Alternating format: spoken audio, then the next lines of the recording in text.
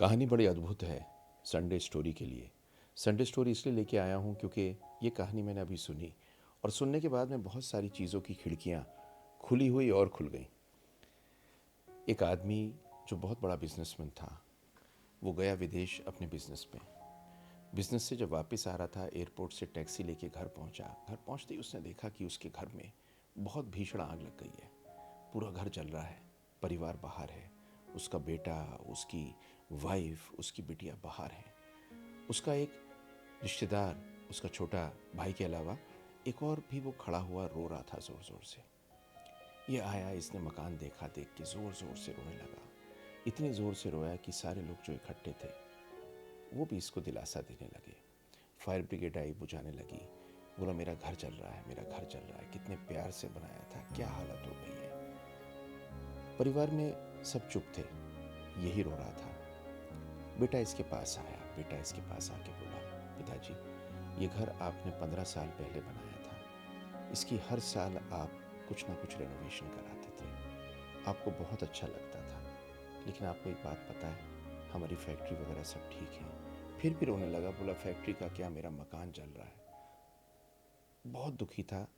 बेटा पास में आया, पास में आके बोला, पर पिताजी आपको एक बात बताऊं, जब आप बाहर गए हुए थे मैंने इसका सौदा करके इसे बेच दिया था, ये हमारा नहीं किसी और का है। ये सुनते ही वो आदमी की जो आंखों के आंसू थे वो दूर हो गए, चुप हो गया और लोगों के साथ में भीड़ में वैसे ही खड़ा हो गया जैसे सब खड़े थे। सब लोगों ने सोचा कि बेटे ने कान में ऐसा क्या बोला कि ये रोता हुआ आदमी बिल्कुल चुप हो गया। ये हुआ ही था कि छोटा बेटा आया। छोटा बेटा बोला, पापा बहुत दुख है इस मकान का। बोले बेटा दुखी होने की कोई बात नहीं है, ये तो हम बेच चुके, किसी और का मकान चल रहा है।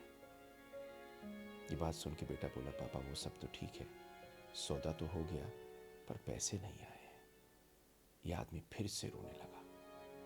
वही मकान, वही आग, वही कहानी, पर दोनों को देखने का एक अलग नजरिया।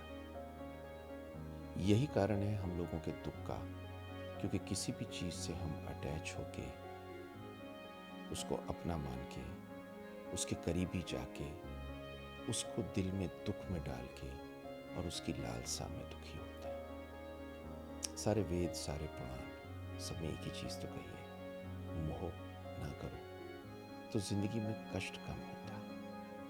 थी छोटी सी कहानी संडे आपके लिए लेके आया, क्योंकि ये संडे स्टोरी आपको मैं सुनाना चाह रहा था। अच्छी लगे तो लाइक शेयर सब्सक्राइब कर दीजिए, क्योंकि न जाने किसके पास ये स्टोरी पहुंच के ये दिन उसके लिए अलग सा बन जाए। और देखिए मेरी अगली संडे स्टोरी।